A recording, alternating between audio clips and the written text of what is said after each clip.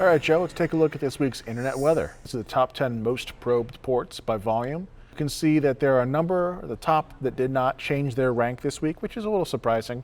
But you can see number 5 shot up from number 61, from 66th place. So we'll run through them. 23 TCP is Telnet, 1433 is MS SQL Server, 80 ICMP is Ping, 445 TCP is SMB Server, 69 UDP is TFTP, or Tiny File Transfer Protocol. We'll talk about that in a second. 8545 TCP is Ethereum Geth Server, 3389 is Remote Desktop Protocol, 81 TCP is up by 5, that's like a generic web port. A lot of times you see it on IoT devices. 22 TCP is SSH, 80 TCP is plain old web. Looking at the most sources probing, that's individual hosts sending traffic and not overall volume of traffic.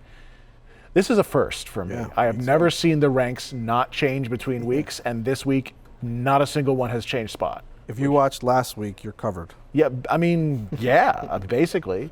I mean, they've all not changed relative to each other. I think that's the important part. There may be fluctuations within that data, but no one's overtaken anybody else. Most of these ports we've talked about already, but I want to just call out 8080 is another alternate web port. 8291, I believe, is a MikroTik router specific port. 5555 is Android Debug Bridge. 00 ICMP is Echo Reply. Taking a look at Telnet, mostly because it's at the top of the list, but also just to show the last time I was on the show and talked about this is that spike back there, back in November. So we thought that might be the start of a larger trend. Clearly that's not the case. In fact, it's down overall from the average from even back in October. So Telnet's slowly maybe trending downwards, and nothing really to report in terms of changes there. I just wanted to show that. And that's probably, typically that's IoT related stuff, right? A lot of the time it is, yeah. I mean, Telnet is mostly, I want to say mostly gone from real Linux deployments or other like major servers, but IoT boxes, for whatever reason, seem to keep it open. So this is 69 UDP. This is Tiny or Trivial File Transfer Protocol.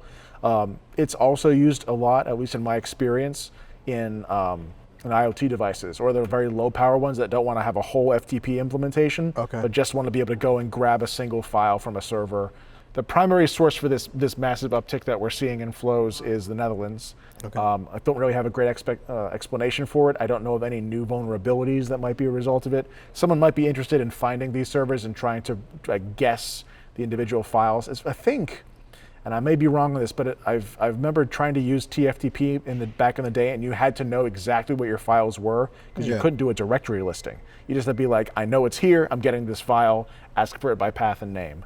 I don't know if that's changed, but I mean, that's a lot of volume, though. It is a ton of volume, right? I mean, the scan flows, the highest that we're seeing over here on like the day before Christmas is 40,000, 40 times 10 to the 6, 40 million? 40 million, And now we're up to 280 flows. That's crazy. Yeah. So probably really you'd think more than one researcher or one group of researchers even could do, so. I mean, that's the thing. It's a single IP address source in the Netherlands, which is, I mean, if it was a set of researchers and they had like a /24 designated for it, that's what I would expect. I really don't know what this is. I wish we had some sample like traffic to look at, but we'll see if anything comes out of it. I mean, maybe the next couple of weeks we'll find out that someone did this as part of some sort of internet survey to say, I found a vulnerability and this is the exposure on the internet, but who knows? Cool. Another one I wanted to mention that didn't make it to the top 10, but we had an alarm in terms of a volume change, is this 37215 TCP. I know we've talked about this port in the past.